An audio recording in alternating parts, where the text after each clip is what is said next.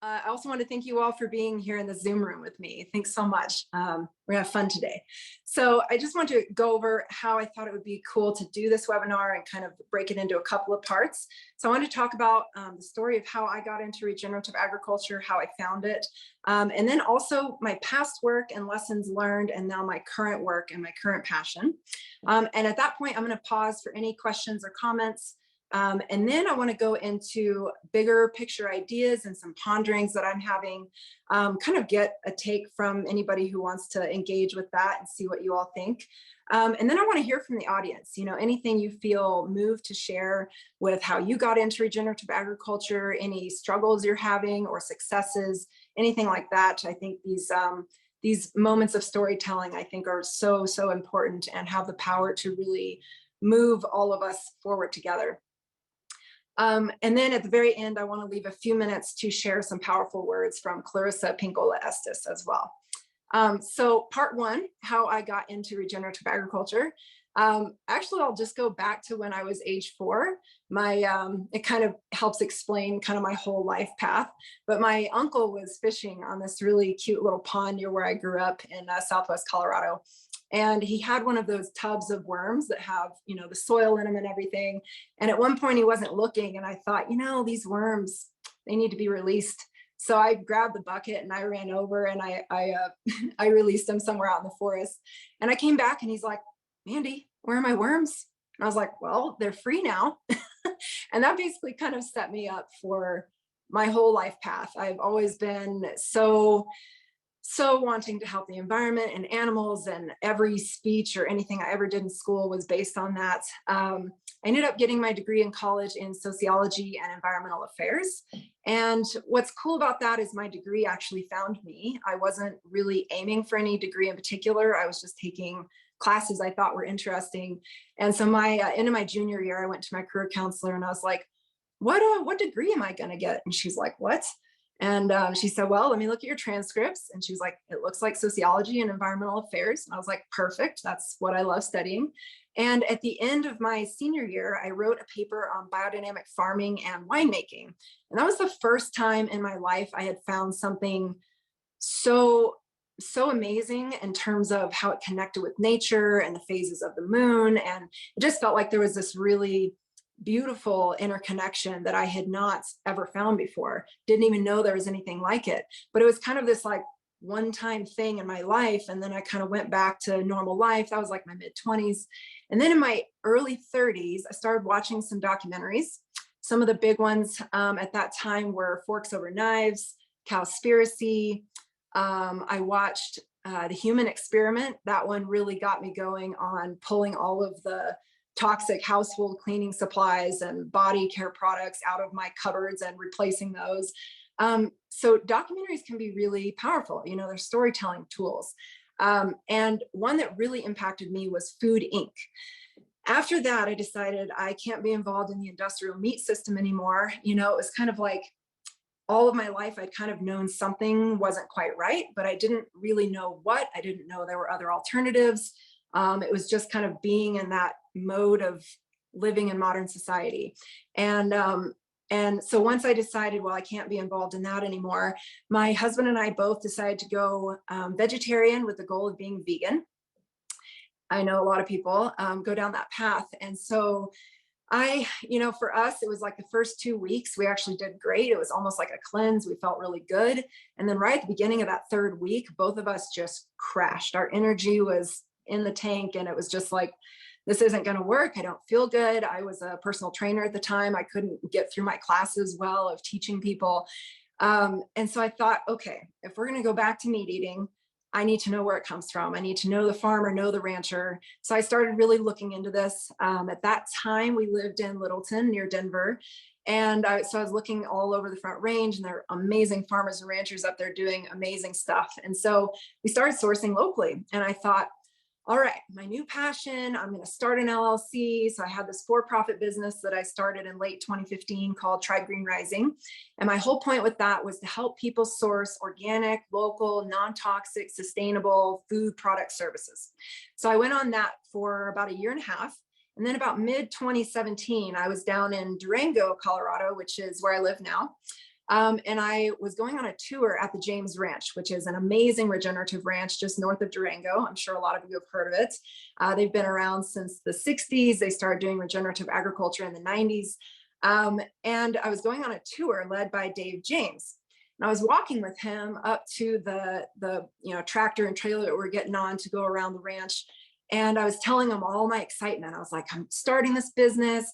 I'm going to help people source organic, non-toxic, local, sustainable. And he says, well, Mandy, sustainable is not the term, it's regenerative. And I was like, huh, I didn't know what that meant. I hadn't heard that before. This was only 5 years ago.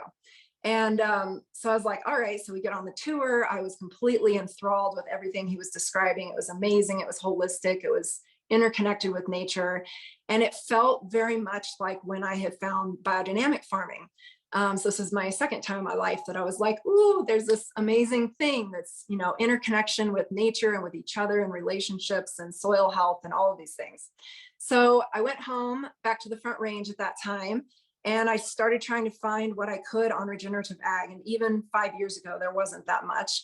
So I found Holistic Management by Alan Savory and Jody Butterfield. I found Gaining Ground by Forrest Pritchard.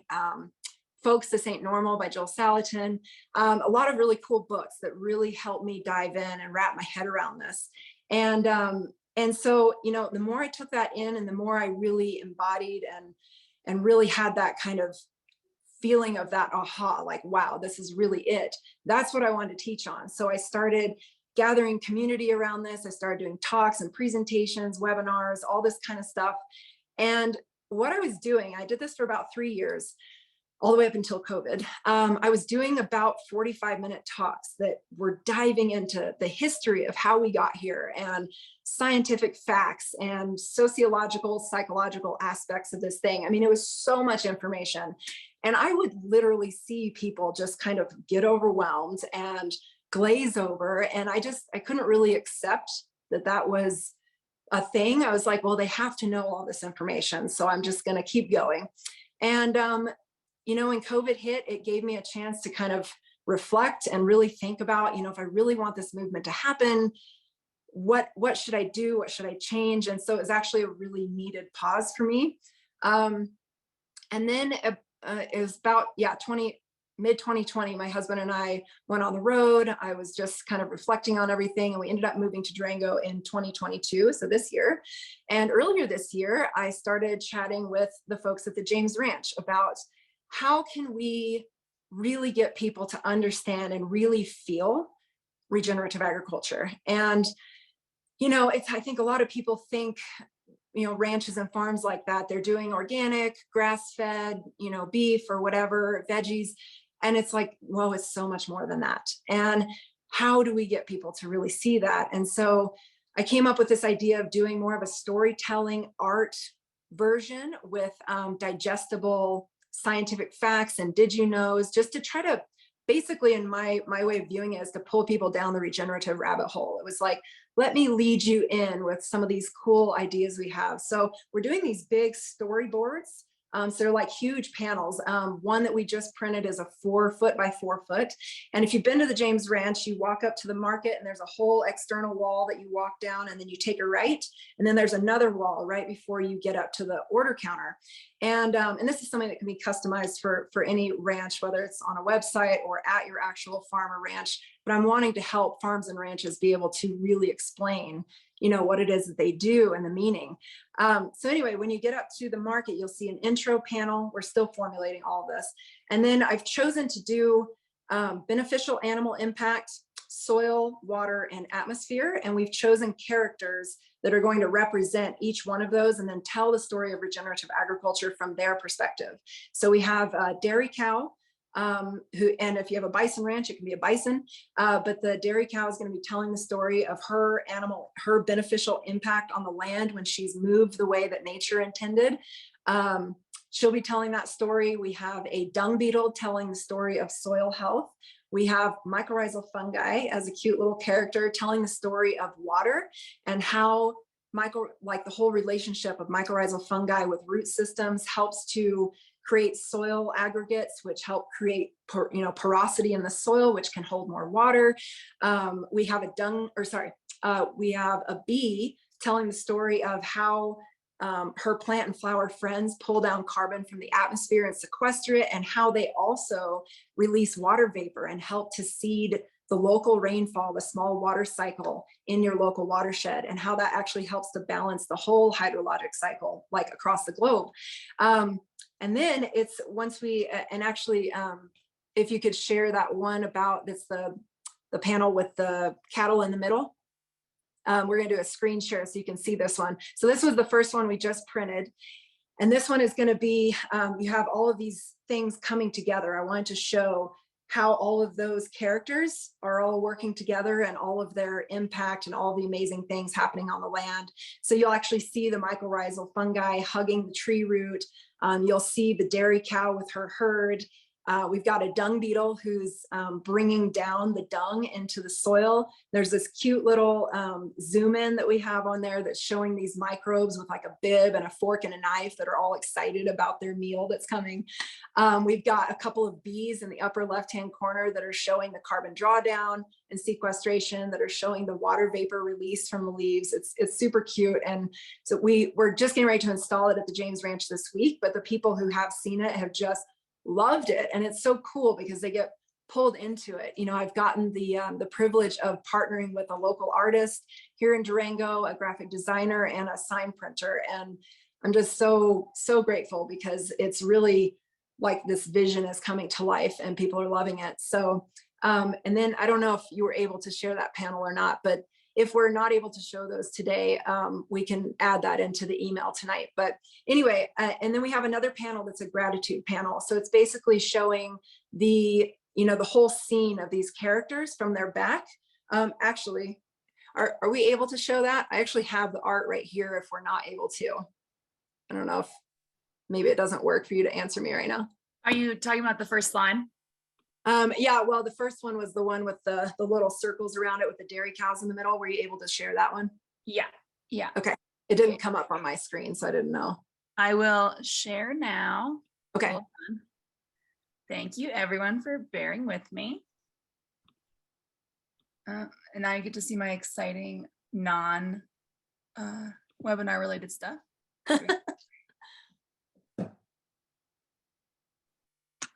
All right, are you seeing that? Yes, I see it. I'm hoping everybody is too.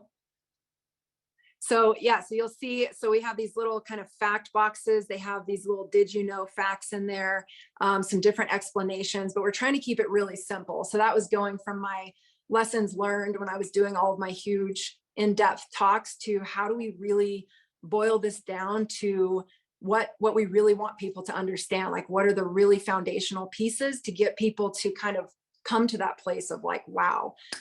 So that's this panel. And this is the 6th panel in a series of 7 that are going to go up at the market and grill.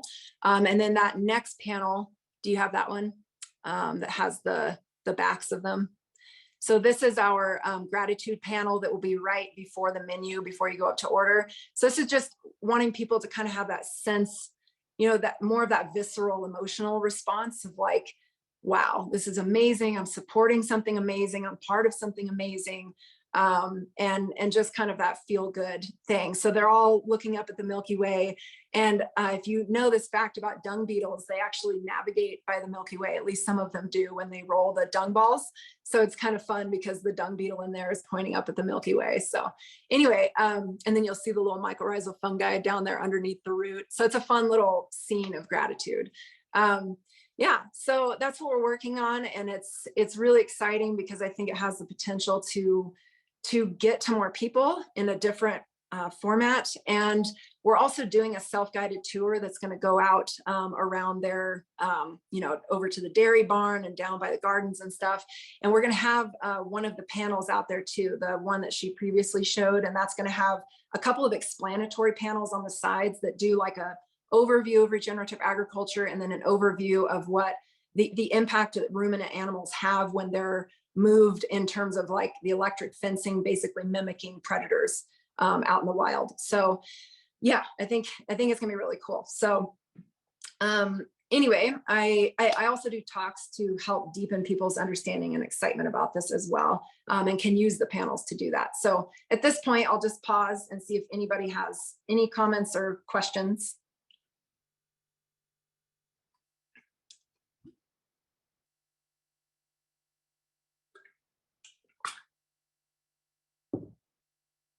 And if not, that's cool.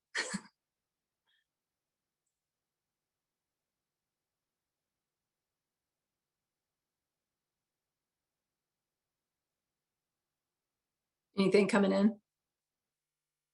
Okay. All right, perfect. We'll go on to part two. So part two is more this bigger picture and kind of some ponderings that I'm having in terms of how we get this movement to move more and move more deeply in society. So when I look at, just global issues today, and you look at mindset, that to me is a root cause of what's going on. And then you look at what is the root solution. Also, it's mindset in my view, because that's what determines our habits, our decisions, the way we interact in the world, how we see ourselves in the world. And currently, our mindset of modern society is very industrial, very mechanized, very separate from each other and from nature. Like we're not dependent on each other, and yet we are, and we're dependent on nature, but we act like we're not, and it's like we've really lost that connection and relationship. And we inherited this mindset and this global system. And now everything's tied to it. So it's hard to imagine how we can extricate ourselves from that without everything tumbling. And so it's going to take a lot of creativity and a lot of connection and community engagement. And what's needed, in my opinion, is really switching to a regenerative mindset. It's really a paradigm shift, and it's learning from regenerative principles. We can learn from all these different things. And fortunately, the regenerative movement is really seeking wisdom from indigenous peoples and cultures. And we need to do more of that, because this is not a new thing. We've just lost our way for a long time. But there's so much to learn, and there's so much hope in that. And so, when you're learning to think more regeneratively and holistically, it can really change everything, like it did for me. I mean, I'm someone who I've always cared about the environment, but I didn't know that some of the decisions, or actually most of the decisions I was making, were having a negative impact on, the environment, on the climate, on other people. I didn't know that there was another option. And so when I look at it from the perspective of, I'm someone who really, would be into this, but I hadn't found it. It's like, we've got to get this message out there more. And although there are many barriers to this movement, there are two main ones that I just want to recognize. One is socioeconomic stratification and inequality. And that is a result of this system and our history, and it must be rectified. And fortunately, I mean, there's a lot of groups doing work on this. And fortunately, I feel that is really a part of this movement as well, that goes along with it. Because when you're thinking about regeneration really being about relationships, I feel like that's a natural part of it, that as we start to see each other as humans again, and as we have empathy for each other and for nature, naturally things are going to become more equal. But wow, we have a lot of work to get there. And then the other one I want to talk about is the innovation adoption bell curve. So this one, if you're looking at like the bell curve of how people view a new idea and resistance to change and things like that, that first part of the bell curve, those are people who, like all of us on this right now, it's like we are all into regenerative agriculture. We get it. We know why it needs to happen more. And it's amazing, right? Then you have that next kind of bigger chunk of the bell curve. Those are people who, if they knew more, like me, they would do more. It's like, yes, I want to be involved. Like, how do I become more involved? Where do I find these kinds of foods? That kind of stuff.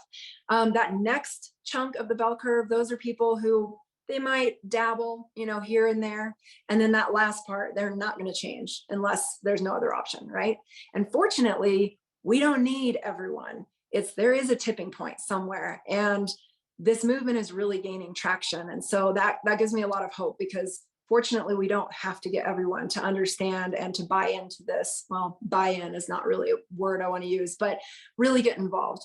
And so I think there's a lot of hope in that. An example that I just read this article do you remember the band Groove Armada? I remember their music from like the early 2000s. One of the band members named Andy Cato, this article said he was about 15 years ago reading a story or reading an article about regenerative agriculture while he was on the train. And he was like, wait, what? Kind of like I was. And so he started doing some regenerative gardening and started doing some farming. And then he really got into it. And so he sold the rights to his songs so that he could buy a farm and go bigger, right? And like get more people involved. And I just think that really shows the power of passion and knowledge and what people can do. You know, it's like not everyone's going to do that, but there are people out there who will. And it's like, if we're looking at scaling up this regenerative movement, we need more small and medium farms and ranches doing this kind of work. So to get more traction in the regenerative movement, yes, we need education, but we really need that aspect of getting to the heart of this and getting more of that emotional aspect for people, the nostalgia, you know, and that really, you know, tugs at the heartstrings and makes you feel like you're really involved in something and really committed, not just, you know, in terms of your own health, but in terms of the planet, in terms of the amazing regenerative farmers and ranchers doing this work. And a quick side note I do want to chat about real quick is the recent partnerships for climate smart commodities, the USDA funds that just got awarded. There are some amazing people and projects who got that funding and very deserving. I'm so excited about that. But as I looked through who got funded, it seems like a lot went to huge corporations, which is sadly not surprising. I know there are a lot of small regenerative farmers and ranchers out there who are upset about this, who feel unsupported, unseen. But the thing I don't want to get into all of that because it's a really emotionally touchy subject. But the thing I want to point out with this is that's not really the root of this whole thing, right? It's like, yes, we need funding, absolutely. But a one-time government infusion of money isn't really going to solve this bigger problem if we don't have communities who surround these farmers and ranchers and understand and are committed to them, right? So it's like, yes, we need funding. Yes, we need that to happen more, especially in our current society and the way that we operate, but it's not the real root of this. We need more community, more relationship, more of a feeling of like a sense of place and the fact that you're committed to this whole movement and to the people who are involved. So in my view, the ultimate goal is really to get to the heart, the emotion, the visceral response of this whole thing. And when you get to the heart, you get to the mind and it changes everything, just like it did for me. It drives our perception of the world, our place within it, our relationships, our decisions and habits.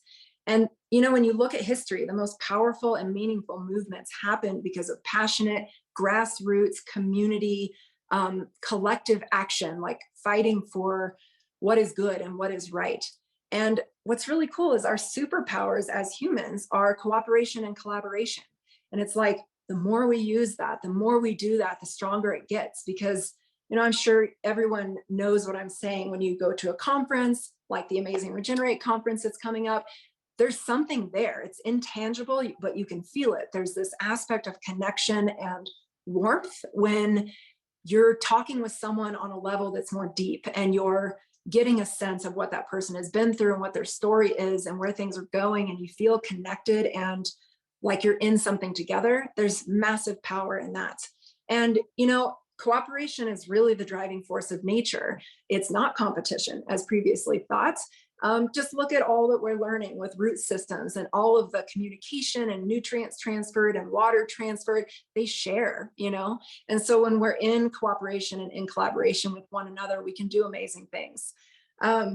So my passion and my focus obviously is how to get people to really feel this movement. And, you know, regeneration at its core is about relationships. And so I just want to give an example of something I just had happen that I think really highlights how this can change your perception of the world. So even though I've always loved nature, I've always had this fear of bugs and spiders and everything. I wish I didn't, but that was like my childhood. But as my view has changed and as I see these beings as these amazing beings on this planet, I've changed how I view them. And now I go out of my way to protect them. So we had some friends who lived across the way from us in a condo. And right outside their condo was this huge orb weaver spider. She was beautiful. She was white with all these like brown markings on her, and she was massive, and her web was huge. So you had to like duck to get around it. And she was fine while they were living there. But once they left, which was just like 2 weeks ago, I was like, I'm worried that someone's going to see her and get scared and kill her. And so I was like, told my husband, we've got to relocate her. I really didn't want to relocate her because that was her home. But I thought, if she's going to have the kind of chance that she needs to survive, we're going to do it. So we took her up to a lake that has a lot of, forest around it just north of us, and put her on a rock and say goodbye and good luck. But anyway, that's the kind of power that this has. I mean, did I ever think I would be, saving this huge in Colorado, that's a big spider. So it was really cool. So I think that's the power of this different way of seeing. And a regenerative mindset really involves, seeing things differently. And the things I like to talk about when I do education on this is really the impact that it has when you support small local regenerative farmers and ranchers. You're keeping money in the community, in those farmers and ranchers' pockets instead of big corporations. You're reducing your overall carbon footprint. You're helping to draw down the legacy load of carbon in the atmosphere that's up there. You're helping to regulate global temperature, because the more roots we have in the ground, the cooler the ground temperature is, and that corresponds to the whole global climate as well. We also have more water that is transpiring from plants and grasses and everything, and that is helping to seed that local rainfall in that small water cycle. We're increasing biodiversity. You've got local nutrient dense food. There's so many positives. And when people really start to have that aha, they get more committed, and it's just a beautiful thing. So I think there's a lot of regenerative potential. Just like, and I'm sure some of you or all of you know this, just like there's a dormant seed bank in the ground just waiting for the right conditions, I believe it's the same in the fabric of society. I feel there's a dormant seed bank of creativity and connection and love that is right there waiting for the right conditions. And if you imagine like what it would be like if more people thought like this, and really wanted to be involved and connected, there's a lot we can do. So ultimately, in my view, I truly believe the fate of the world depends on more of us connecting like this. And, if we keep this mindless, consuming, industrial consuming we're doing right now, we really are done. And so I just feel like there's a lot of hope and a lot of ability for not just nature, but our bodies to regenerate. That's nature's natural way of being, is to regenerate and heal. So when we stop impeding that health and that vitality, things can regenerate really quickly. So even though we're on this, kind of dark and doom path, I think there's a lot we can do, and it can happen more quickly than we might realize. And so that's kind of where I'll end with that. I don't know if anybody wants to share their own story of how they got into regenerative agriculture, or anything you're dealing with, or just fun stuff you want to share about it.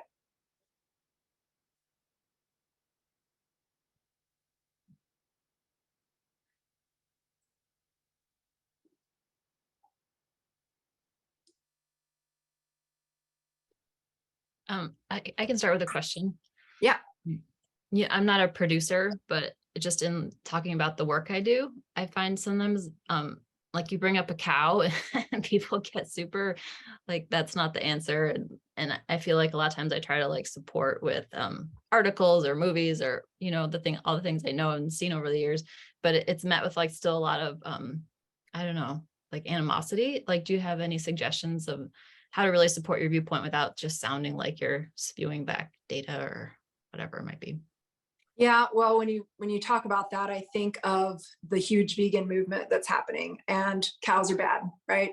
And so that's a cool thing with this too, is that I talk about being a regenerative vegan or vegetarian. It doesn't matter what you eat, it matters where it comes from, right? So I think there's like this huge kind of divide right now, and it's like we're on the same team, we're doing the same work, but we have different ways of looking at the problem. And so in my view, it's kind of like, well, let's really talk about it though. Let's talk about what you're doing to the land and how that either regenerates or degenerates, right? And to me, the biggest thing is when people realize, you know, if you look at a huge pasture and there's cattle all over that pasture, that's not regenerative. You know, it's like it's moving them in this very specific way, but that is such a small, I think the last thing I heard was it's like 0.03% of agriculture in the world is regenerative. And it's just, we're just not thinking like that, you know? So I think that to me is the biggest aha for people. It's like, we're on the same side and let me explain why. And that's the first thing I talk about is the reason North America was so insanely fertile when pioneers first got here and started, you know, plowing up the land is because the bison had been moving on it for all of that time, regenerating it and not returning to that same piece of land until it had regenerated. And so when you explain that in the context of like even a small farm, like there's one just south of James Ranch, I think is probably only 3 acres, and they're literally doing mini regen. It is, I love it every time we drive by. And it's very small, but they're moving, you know, the few cows that they have in a way that is regenerating that land, and you can just see it exploding. So I think it's kind of like, well, look at the full life cycle analysis of what you eat. Where is that Impossible Burger coming from? Like, what happened to that land prior? And it's hard to get to that place of conversation without that defensiveness coming up. But it's like, let's try and see how we're alike, because we have the same goal, right? Even if you think I don't, I do. But I'm looking at the big picture. Let's think about how nature really operates. So that's my best way of saying how I deal with it. Just as like a little follow-up, I don't know if anyone else has noticed this, but I feel like the truth like has gotten to be a pretty like subjective thing. And so like, I feel like any trying to talk about things in a factual way is like, people are like, oh no, you know, so that's some industry related thing. I don't know if anyone else in this whole call has dealt with that in some way or has thoughts about how to, I mean, maybe it's just how our society is right now, but. I will say that's part of the reason why I wanted to do this storytelling art version, because it gets past all of that. And it's like, look at how cute. I mean, it's like when you really look at that thing, you're like, oh my God, there's a microbe with a bib on it. That's ridiculous. And so it's almost like it breaks down that barrier of like, I'm right, you know? And it's like, we need to stop staying in our corners of like, who's right and who's wrong. It's like, we all want the same thing, you know? So yeah, that's one of the ways I'm trying to work on it, but it's frustrating and it's sad, right?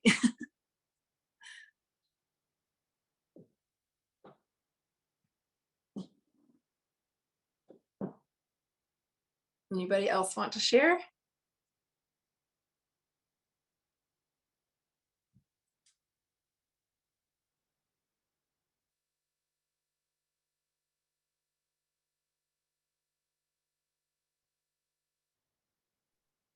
Hi.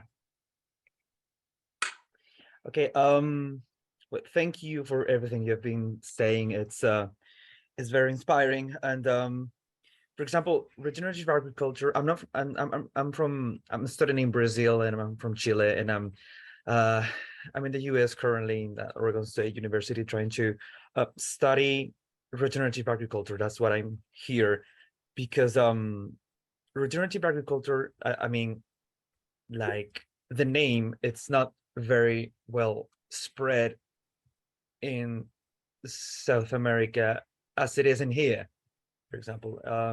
So I was kind of chasing that, but we have some really good examples in South America, especially in Brazil, about how this uh, this this community feeling, or there's feelings of a kinship with nature, or how are we changing the ways we see nature is expressed, because but sometimes not under the label of regenerative. They're doing very regenerative things. We have a huge movement in Brazil. It's well, it's based on like agroecology ideas. So what I want to say is just I started studying regenerative agriculture from a PhD basis. Okay, so I'm a PhD student. So because I decided to go and study regenerative agriculture because when I finished my master's degree, I just had it with my professor and I majored in agronomy, and it was based on this mainstream conventional agriculture. That was the Right. base. So I went to do like anything else. And then at some point, I went to Uruguay to a workshop and they told me about this regenerative agriculture, this adaptive multi-pattern thing. And it just kind of clicked. It was just, it made sense. All of a sudden, it's all this thing I've been rejecting like for years, like Yeah. producing cows, producing cattle. It makes sense in terms of like in a very like technical way, but also like the gut feeling, which is Yep. I think it's really important and really hard to communicate to other people. It's like, Yep. why are you going to this very unknown field that is called regenerative agriculture? Because I feel it. Yes. Okay, and just okay, why don't you just I don't know, go to a more quantitative, I don't know, something more real, more less vague. uh I mean, it's not vague, the word I used to describe regenerative agriculture. It's more like a intangible, as you said. So yeah, the struggles I've been facing, like doing a PhD in regenerative agriculture in a place that regenerative agriculture is not a thing.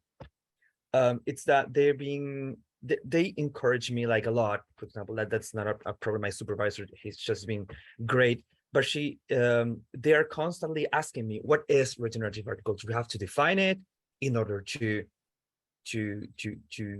define which farmers are regenerative, or how are you going to work with something that you cannot define first? What are the principles, the processes, the outcomes? What are you going to do with that? So at this point, it's really how do you, because I study animal welfare, so they say, how are you going to study animal welfare, the impacts of regenerative agriculture on animal welfare if you don't know what animal welfare really is, regenerative agriculture really is. So that's kind of the struggles I've been facing, but so far it's been a journey, but it's been a good journey. I really appreciate you sharing that, because that is so common in this movement. We feel really alone, right? And we feel really stuck in trying to get across what it is that we're so insanely passionate about. And yet it feels like we can't even make it tangible for other people. And isn't it funny that it's like where people naturally go because of just the way we've kind of thought industrially for so long now, that it's like, I need to know the list, like what's 1 through 10 processes, like boom, boom, boom. And it's like, but that's kind of the whole thing of regenerative agriculture, is when we define it, we lose what it is. It's like that's what people, I feel like, need to, it's like you have to be comfortable with not knowing, because we don't know so much, right? But what we do know, I mean, like I was saying earlier, it's like just starting to realize those connections of those relationships underground. That is new. Like what, in the past 10 years or less, maybe 5, we know something like 10% of the microbes that are living in the soil, like the names for them. And it's like, we don't know so much. And so, yeah, I think a lot of it is like, if we can step back and, telling people who are asking you, what are you even doing? And it's like, well, this is about relationship, and like you said, it's about connection with nature and connection with a community and meaning. And that's really the root of it, and then there's different things we can talk about, like how much carbon is getting sequestered. Like if we really want to measure things, we can measure some things, soil health, all that stuff. How much water can be held on an acre of land. I talk about that in some of my talks, where it's like, for every 1% of soil organic matter added to an acre of land, it can hold an extra 20,000 gallons of water. Well, that is dealing with drought, flood, wildfires, like all of these different things, right? So it's really trying to create some tangible pieces, but keeping the aspect that, no, it's not clearly definable. And that's the whole point, is the way we've been doing things was definable to a fault. to the point where we have a level of process that is so damaging and so degenerating, not just to the land and to animals, but to humans as well. I don't know if that helps at all, but I totally feel your pain. And the more you can connect with people who get what you're talking about, the more you're going to be like, you know what, if you don't get it, that's okay, because I know what I'm going after. Thank you so much, Mandy. Thank you.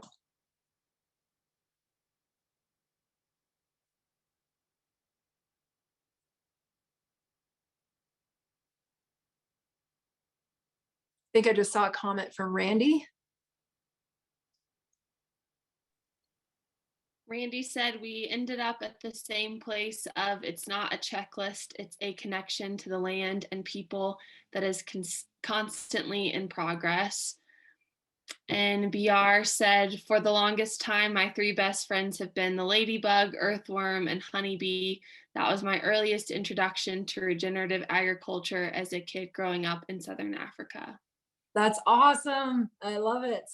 Yeah, it's that thing that you can't really explain, but you know you feel it. And it gets to that emotional level and that soul aspect of who we are. And we've lost that in our modern society. So I really think the answer is the more people who feel that and then realize there are other people who feel that, that's what's going to move this thing in a way deeper and more impactful way than anything else, honestly. And that's what I feel like we have on our side, if we want to say it like that, is this aspect of we feel like we have that piece of it and we have that together and we're just going to keep moving forward. And at the end, I'll share those words I was talking about earlier by Clarissa Pinkola Estes that I think will perfectly encapsulate that. So anyway, any other comments? I think I saw another one.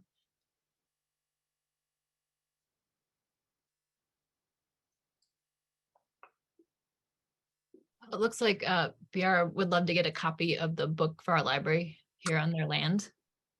I'm thanking you. I think that's a good next step of like, how can folks continue to interact with you and the work, and what are ways people can do the storytelling and for their own operations? Yeah, absolutely. So I'm actually in the midst of forming a nonprofit called Project Dung Beetle. And my main focus right now is getting these panels out to farms and ranches. And ultimately, I don't want farms and ranches to have to pay a lot or possibly anything. Maybe there can be an application process. I would love for, people with money who want to help support farmers and ranchers help to pay for this, because you guys are doing tons of difficult work. And it's like, how can the community help support that and help educate more people and get more support for you on that community level? So you can reach me at, my email is mandy@projectdungbeetle.org.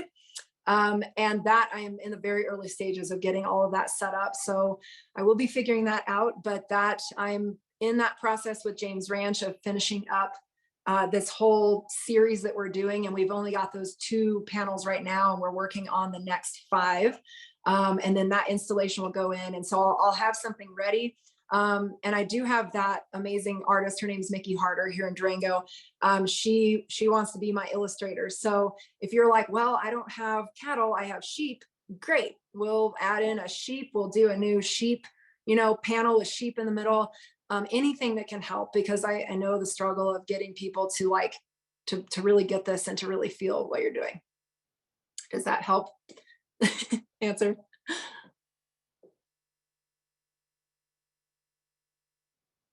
Any more questions or comments from anybody?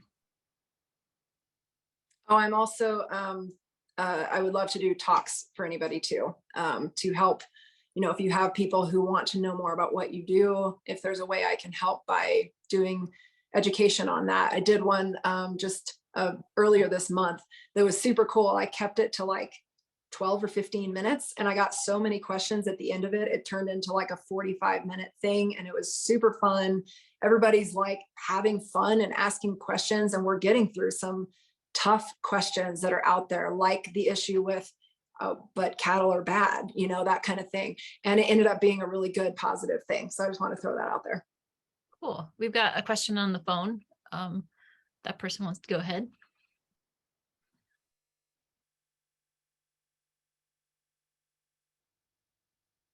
It takes a second to get unmuted.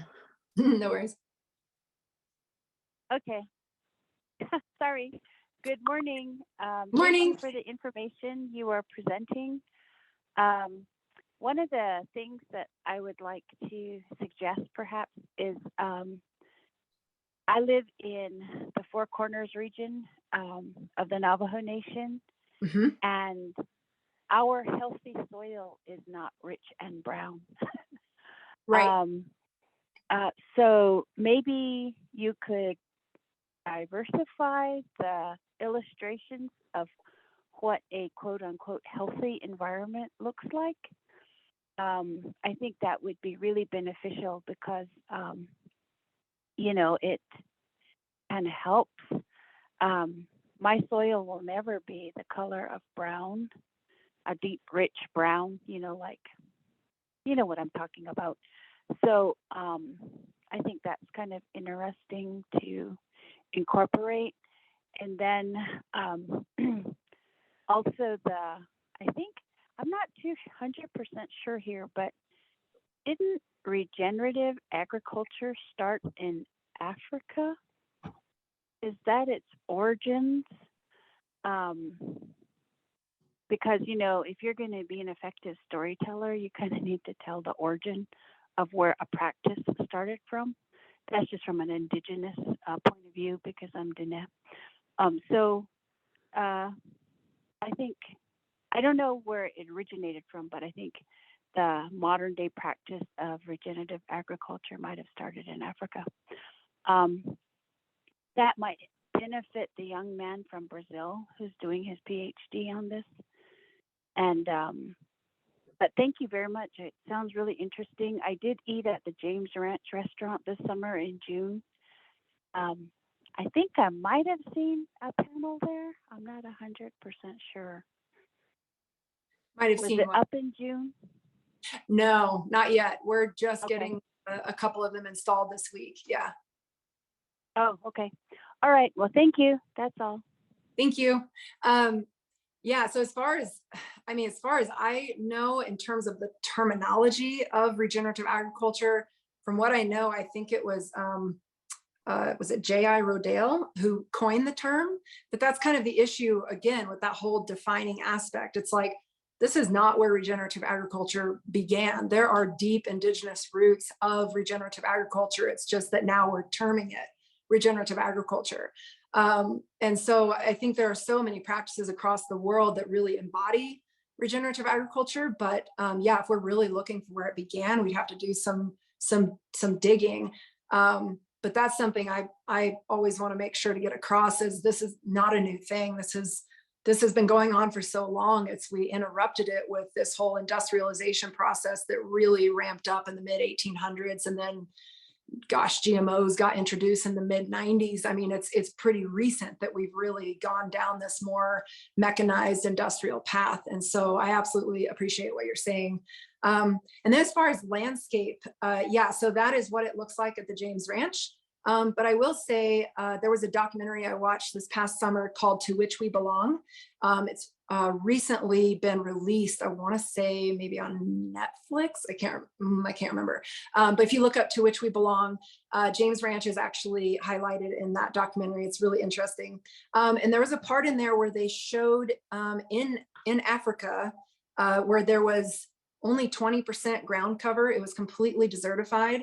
And within a year of doing regenerative practices on that land and moving animals in a holistic way, it was 75% ground cover. So there are not many true deserts in the world. I know I'm also down in the Four Corners area, and I know how desertified it is down here. So there's definitely an aspect of, we have very different terrain down here, especially as you get into New Mexico and Arizona and Utah.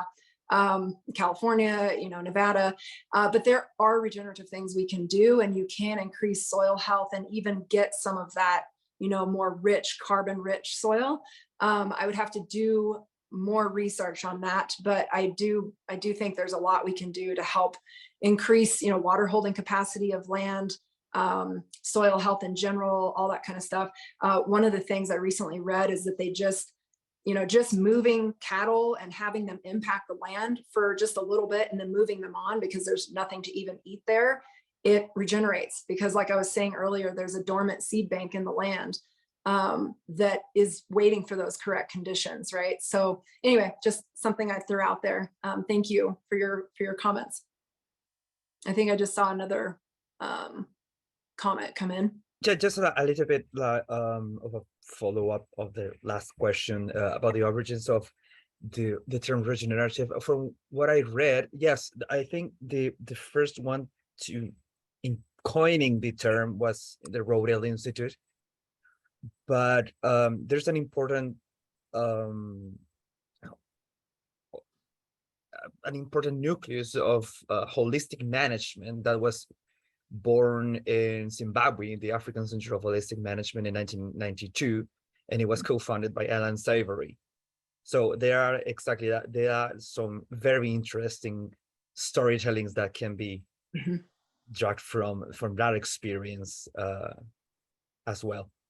Absolutely, yeah. He's been doing this work for, gosh, trying to think of when. I mean, it goes back decades. And it's absolutely amazing. He has a TED Talk from 2013 about regenerating, and it's fantastic if you haven't seen that. So yes, thank you for pointing that out. Yeah. And we do have a question in the chat. Randy is asking, is there any part of you that feels that regenerative is already being diluted or co-opted? And how do you feel about fighting the semantics of all this? For instance, Walmart is going to be regenerative company by 2030. Yes, I totally, and that's kind of what I was touching on a little bit with talking about the USDA grants that recently got awarded. That absolutely, I mean, look at what happened to organic. Obviously, it's like that's what happens when it gets into that mainstream aspect. And so keeping that integrity of what regenerative agriculture is, I really think that happens at a community level through face-to-face conversations with people, because when we're just all, on social media or whatever it is, or just online in general, it can get really watered down and really diluted. And I feel like it's more in those intimate conversations and intimate community settings where it's like, no, like that's great. Like they're trying some different things and it's better than what they were doing, and that is needed, right? However, that's not the true essence of what this movement really is. And so I completely understand what you're saying, and it's absolutely happening. And I think all of us were worried about the day when we started to see that happen. And I feel like that kind of started, I don't know, maybe even a couple of years ago, where it really started that slide of like, oh no, now it's getting put into those boxes of like, what is regenerative agriculture? And it's like, that's the whole point. Just like Matthias was talking about, it's not, I think that's the thing we have to say, is that it's not super definable. We have to look at this whole breadth of things that happen and all the interconnections and relationships. And you can't do that with these very specific, like, oh, do these 3 things and you're regenerative. It's better than before, but it's not what we're going for. So anyway. Did I see another comment on there? Matthias just said, that's a great point. How can we protect the concept? Right. Yeah. And again, I mean, you can write about it. There can be documentaries about it. I mean, there's ways to tell the story, but that's where we get back to that storytelling aspect. It's like, how do we keep the sanctity of what it means to regenerate land and be in connection with place when we've strayed so far from that as a modern society. So yeah, I think if we can keep it in that realm of like our community, because it's just like when you regenerate a piece of land and you've got more water holding capacity and you have healthier soil and you've got lower temperatures, that extrapolates out to the larger globe as well. It's helping to regulate global temperature. It's helping to unburden the oceans, which are taking in way too much carbon right now. And I feel it's the same way with our relationships around regenerative agriculture. When we focus locally, all of us in our communities around the globe, when we focus locally on really connecting with other people about what this really is and what it really means, and that more emotional connection and that level, that's how I think we have that global impact. So I don't know if we can't really get bogged down in that aspect. I mean, it's easy to get, discouraged, but that part of, it's getting watered down, it's getting diluted. Fight that with your own words to friends and family and whoever will actually set down that, aspect of it and listen. That's what we really need to do, is listen to each other. And there's just another comment from Randy. But by not defining it, are we just allowing the Amazon Walmarts to define it surely by market presence? And then he's also saying that he agrees with you and just that it's a fascinating edge of the whole conversation. Yeah, it is. I feel like that's one of the toughest things that we're dealing with, is how do we define it and yet not define it? And I think that's something we work on as a community. Maybe we can even talk about that at the Regenerate conference and breakout sessions. I don't know. But yeah, I mean, I think it's important to talk about some of the key aspects, which is what I'm trying to do with the storytelling panels is, okay, well, look at carbon sequestration, look at water holding capacity, look at, the impact that these ruminant animals have on land when they're in, when it's in accordance with nature. And those are the pieces of it, but it's like, but also step back and look at the bigger piece. Like, look at the biodiversity you're creating, look at the fact that you're not spraying chemicals, look at, all of the pieces that go in with that. It's like, that's regenerative. Look at the community you're building, look at the relationships. And so, yeah, it is a conundrum, definitely, because we're looking at defining so that it's not, co-opted, and yet at the same time, it can't be defined. And that's the true essence. So I didn't answer your question, I don't think, but but that's the best I can come up with right now. We've got a hand, Lily, if you want to. Yeah, I'll just chime in here. I'm a co-hub leader for one of the savory network hubs in the state of Colorado. And what we're trying to do right now, because the Savory Institute itself has not, come up with its own definition of regenerative, and it's not putting a definition out there for it, but the monitoring protocols that they're developing right now with the ecological outcome verification is just so based on, like, the qualitative and the quantitative parts of what you're seeing your landscape do, whether that's water holding capacity and carbon sequestration, or whether that's just visually seeing less bare ground in a pasture that you've been changing your management on. But just that there's definitely room for data-driven story, but also just the, like, I'm out there on the land, this is what I'm seeing, but having it be based on the outcomes and not like the ecosystem function that you're increasing, instead of just, well, I did this and so I'm regenerative. So agreeing with all of what you're saying, and just thinking that there's a need for this sort of standardized monitoring and kind of just something standardized that we can all kind of get behind, because I think that it can be up to interpretation, unfortunately, and then you do get corporations being able to use the term and not have any numbers to back it and whatnot. Right. I'm really glad you brought that up, because the EOV certification with Savory, I think, is a great example of, okay, well, if you are doing regenerative practices, we're going to see it in the results of soil testing or whatever. So, or just how much biodiversity is in the pasture. And yeah, maybe that is, like, I'm glad that they haven't, completely tried to define it, because it's like, well, is that really showing the kinds of practices that are happening? So yeah, I think that probably is more the answer on that side of it than anything is, well, you can see whether or not it's happening right there. Is there more healthy soil? Is there more water holding capacity? Right. All of that. Awesome. Thank you. There's a couple more comments. The solution is simple. Just describe what you mean by it and how that may differ from how others, such as Amazon, Walmart, may define it. It's about the ability to tell your story and keep it simple and captivating. Yep. Finding ways to reduce the anti-cow zeal is a key piece for farmers and ranchers who have held a place and relationship with the land for a long time. They're still feeling under attack. Right. And then one more, in Brazil, agroecology has a strong political and historical background that is, among other things, preventing big companies from claiming the agroecology concept. Right, right. Yeah, I mean, there's an amazing grassroots effort that's happening worldwide. And the more it grows and the more we have people really understand the heart of this movement, I think it's going to have a level of traction that, you know, really can't be quote unquote fought, you know.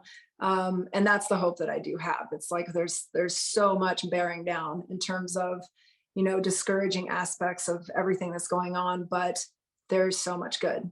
And that's what I love to focus on. Cool. Any last questions, or we still have plenty of time? So anything folks want to talk about?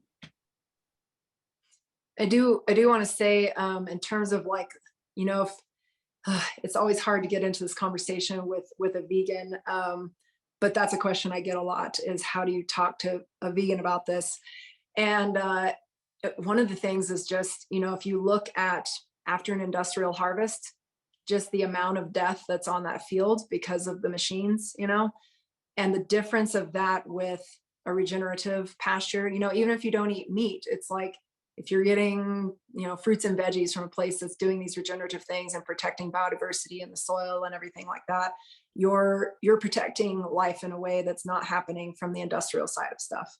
And I think that's ultimately, you know, what they want. It's just, and it's the same as us. It's just a different way of going about it. So I don't know if I just stepped into some hot water there, you know, bringing that up, but that's something I get asked a lot, is because it's the whole anti-cow thing, you know, anti-cattle, we can't have this. And it's like, well, are you focusing locally, and is it regenerating land? That's it. But if your food is coming from thousands and thousands of miles away, you don't know what's going on there, you know? And that's, yeah, anyway, I'll just leave it at that. One more comment. Yes. Can you hear me? Yes. Yes. So I just want to touch base a little bit on, quote unquote, the origins of regenerative agriculture. As I've mentioned, I was born and raised in South Africa, and grew up up and down Southern Africa, from KZN, Zambia, Malawi, Botswana, Namibia. So growing up as a kid, some of the stories that we were told by the elders were the tribes moved around a lot. They moved around a lot, and the colonizers, or the people that wrote the books, called them hunter-gatherers. They called them that because as they were moving around, they were following not only, we don't have bisons back home, we have buffalo. So they were following buffalo and the cattle that they were raising, which was grazing on specific farmlands at a time. So if this fall they are grazing in North Carolina, the tribe will be in North Carolina and will stay in North Carolina the whole winter and only move in probably spring or summer next year. So yes, we may not have an exact date as to who or when regenerative agriculture began, but a lot of tribes back home were called hunter-gatherers because they were constantly moving with the different livestock or wild animals that they were domesticating or being stewards of. And also, secondly, I am a plant-based eater. I don't eat any animal products. That's not because of where they come from, but for example, beef takes a lot of energy for it to be digested in my stomach. That is not only my personal stance on it, but how we were raised back home. Because meat, in particularly beef, chicken, most of the meat was ceremonial meat, only to be indulged at different times, probably because Maybe we did not have refrigerators, but culturally, it was never something that you indulged in as frequently as people in the modern day eat meat. So that's all I have. Thank you.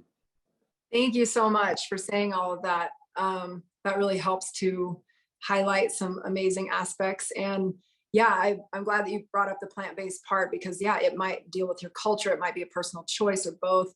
And that's kind of the whole point. Is I think a lot of people are like, oh, well, with regenerative agriculture, you're eating meat. And it's like, no, not necessarily. If you don't want to eat meat, you don't need to, but it's just knowing where your food comes from and feeling good about that and having that nutrient density that's available in foods grown that way. So anyway, thank you so much for commenting on that.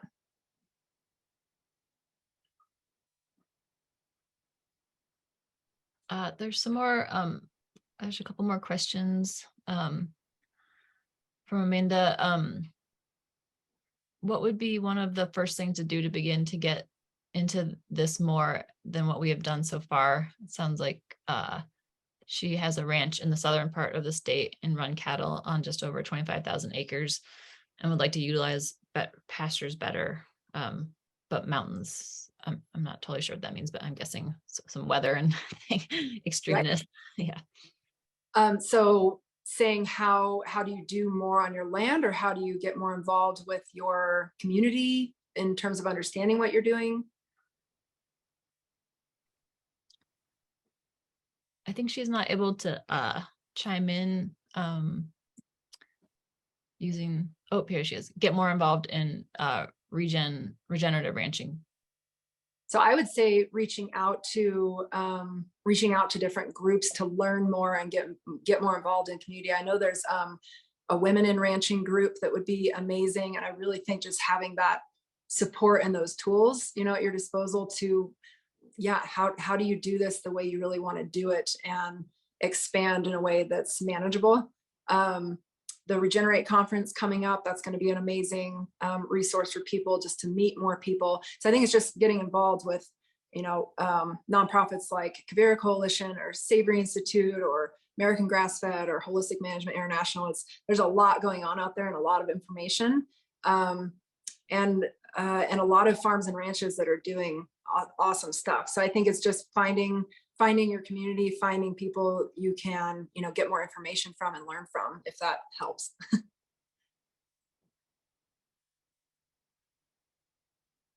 Yeah. And also you can reach out to me too, and I'll see who I can connect you with as well. Awesome. Anything else from anybody?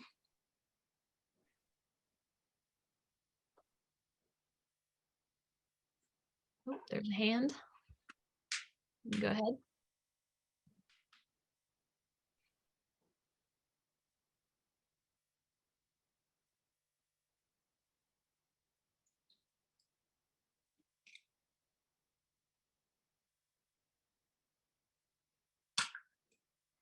If you're a person on the phone, I can't hear you if you're.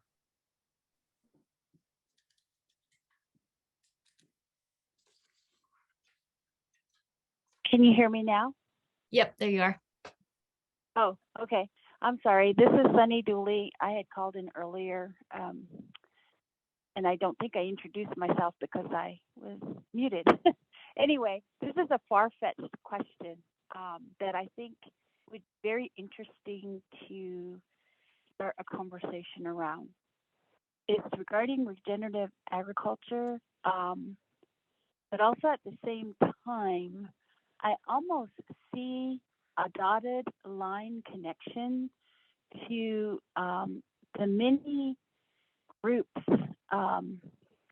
that are environmentalists protesting for, extraction, suppression, I guess is a fancy way of saying it. But one of the things that I have made comments on regarding all of the fracking around Chaco Canyon National Monument is the natural migration corridors that wild animals need to get from one place to another. And this past week on my iPhone news icon, of course, I've been artificially intelligenced to, oh, she likes this article, so let's send it to her. But there were migratory paths being affected by the mule deer.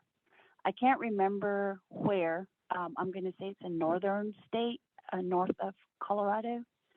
But somehow I think the two sides can agree on this, because movement of animal and their hooves is what is necessary to activate dormant seed, to have healthy forests and grasslands and agricultural lands. So I think somewhere in this conversation that we're having, we need to start thinking kind of also in people holistically, gravitating towards an idea or an ideal. So it's not necessarily a question, but I guess more of a comment that I'm thinking about. But I really appreciate what you're doing. I really, I can see the value of your panels and how important it is to get this story out there. So maybe somewhere in there you can throw in a wild animal or two as well. Yeah. Like maybe they're quietly applauding often around the edges or something like that. So anyway, thank you. That's all. Thank you. Yeah, I'm glad you brought that up. It's hard to, because you're bringing in like a bigger, concentric circle of this thing, right? Where it's like, okay, now let's think of this bigger. It's like we need these animals moving around. I think they're trying to put in some tunnel or bridge over the 405 out in California, or the 5 or something, for mountain lions to be able to move. I mean, these are things we need to think about. It's like when we have roads and fences and all these things in the way, they can't move the way that they need to. And oh my gosh, we get down some really, crazy pathways with that, because it's just a lot to think about, but it's a really important thing. And so, yeah, absolutely. I think my thing with the panel, that first one that they did a screen share on, was to not have so much going on that people are like, what? But I also want people to understand, these added layers of it. Yeah. So anyway, I totally get what you're saying, and I appreciate that.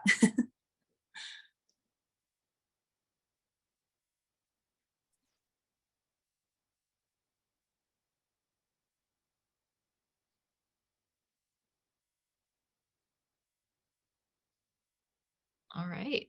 Any last stuff for anybody?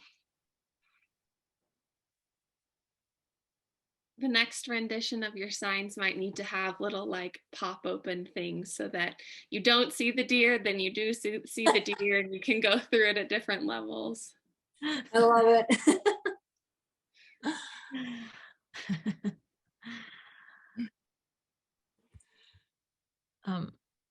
Well, thank you so much, Mandy. This was really a great conversation. Thank you. I do have one other little thing I want to share before everybody jumps off. I'm not going to read the whole thing, but I think especially with some of the conversations that came up, this will be very poignant.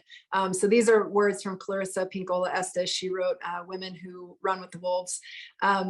So we were made for these times. My friends, do not lose heart. We were made for these times. I have heard from so many recently who are deeply and properly bewildered. They are concerned about the state of affairs in our world right now. Ours is a time of almost daily astonishment and often righteous rage over the latest degradations of what matters most to civilized visionary people. Ours is not the task of fixing the entire world all at once, but of stretching out to mend the part of the world that is within our reach. Any small, calm thing that one soul can do to help another soul, to assist some portion of this poor, suffering world, will help immensely. It is not given to us to know which acts or by whom will cause the critical mass to tip toward an enduring good. What is needed for dramatic change is an accumulation of acts, adding to, adding more, continuing. We know that it does not take everyone on earth to bring justice and peace, but only a small, determined group who will not give up during the first, second, or 100th gale. One of the most calming and powerful actions you can do to intervene in a stormy world is to stand up and show your soul. Soul on deck shines like gold in dark times. The light of the soul throws sparks, can send up flares, builds signal fires, causes proper matters to catch fire. To display the lantern of soul in shadowy times like these, to be fierce and to show mercy toward others, both are acts of immense bravery and greatest necessity. Struggling souls catch light from other souls who are fully lit and willing to show it. If you would help to calm the tumult, this is one of the strongest things you can do. There will always be times when you feel discouraged. I too have felt despair many times in my life, but I do not keep a chair for it. I will not entertain it. It is not allowed to eat from my plate. The reason is this: in my uttermost bones, I know something, as do you. It is that there can be no despair when you remember why you came to earth. In that spirit, I hope you will write this on your wall. When a great ship is in harbor and moored, it is safe. There can be no doubt. But that is not what great ships are built for.